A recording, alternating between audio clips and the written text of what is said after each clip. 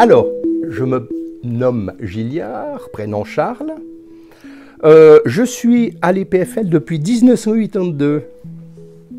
J'ai dû rechercher très profondément, ainsi qu'au RH, parce que tout d'un coup, il y a des doutes. C'est peut-être dû à l'âge, mais enfin bref. J'ai été engagé pour m'occuper, pour créer un pool électronique. À l'époque, alors tout ça c'est à l'ENAC, faut bien préciser, au niveau des structures. À l'époque, il n'y avait pas beaucoup de matériel adapté à nos mesures qui sortait un petit peu de l'ordinaire. Ce pool électronique, c'est quelqu'un qui offre des services, qui construit des appareils et tout. Mais évidemment, j'étais tout seul. Donc le mot pool est à mettre entre guillemets quand on est tout seul. C'est une vue de l'esprit un petit peu. Mais ça allait très bien. Les demandes étaient, je dirais, précises. Et puis, il y avait peut-être un petit peu moins de stress au niveau de l'agenda que maintenant. Donc, on arrivait à réaliser ce que les gens voulaient en temps et en heure. Donc, après 12 ans, ce pool électronique a été dissous. J'ai continué dans cette, je dirais, dans cette vocation de créer du matériel de mesure. Et sensiblement, c'est une phase qui a un petit peu disparu parce qu'on commençait déjà à l'époque, fin des années 80, à trouver le matériel sur le marché. Par contre, il fallait l'adapter. Tout ce matériel, on a voulu le connecter à des ordinateurs, évidemment. Donc c'est là qu'est venue la face informatique et aussi un petit peu créative, si on veut bien, du boulot. Par contre, là vraiment, de l'informatique, de la programmation adaptée aux mesures, à l'acquisition de données, ça c'était quelque chose qui était un petit peu nouveau, il faut bien avouer. Où on a eu beaucoup de projets, c'était à l'IMAC, c'était les méthodes de mesure optique de la route. Alors on a fait un certain nombre de campagnes de mesure dans bien des cantons suisses et toutes ces mesures, spécialement sur autoroute, elles se faisaient de nuit.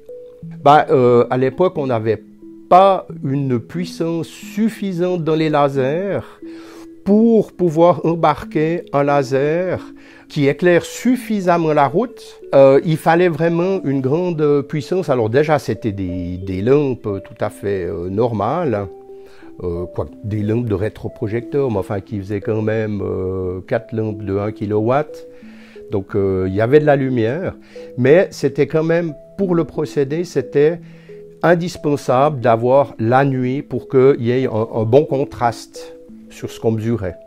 J'ai eu l'occasion effectivement de créer l'appareillage qui était adapté pour la mesure et puis pour la projection, parce qu'on projetait des lignes sur la route.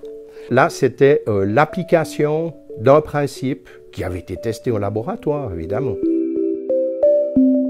Par exemple, à l'époque, au LAVOC, il y avait une majorité de gens qui parlaient français. À l'IMAC, il y a toujours eu, je pense, une bonne moitié qui parlait anglais. C'est ou français ou anglais. Alors c'est sûr que mon anglais, c'est pas Shakespeare. C'est vraiment l'anglais très terre-à-terre et très technique.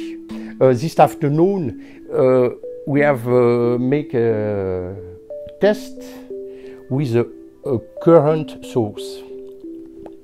Ouais, par exemple. Mais c'est un petit peu dans la discussion. Des fois, ça démarre, les mots viennent, des fois, ils viennent pas. Mes interlocuteurs étaient toujours très polis. Ça, faut le reconnaître.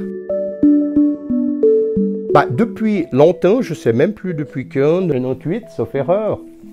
C'est un moment, je m'occupe d'apprentis aussi. Cette structure, c'est pas une école, c'est vraiment pour des stages, pour les apprentis laborantins en physique. Parce qu'il y a encore les laborantins en chimie, qui sont juste derrière, là, et puis les laborantins en biologie, qui sont aux sciences de la vie, et tout ça, c'est des professions bien séparées.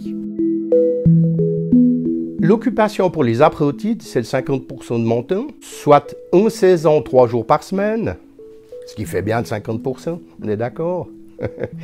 De travailler avec ces jeunes, je dirais vraiment même tout jeunes, puisqu'ils ont 17-18 ans, c'est quelque part un peu stimulant. C'est comme ça qu'on ne devient pas vieux prématurément. Hein? On baigne tout le temps là-dedans. Alors, ici, nous organisons aussi les cours interentreprises pour les laborantins physiques. Et là, il peut arriver que, effectivement, lors du premier cours interentreprise, il y ait quelqu'un qui soit perdu dans les couloirs. Mais grâce à la technologie moderne, on les a récupérés au bout de quelques dizaines de minutes, disons. Il n'y a pas quelqu'un qui est encore perdu dans les couloirs actuellement, heureusement. Ça se saurait.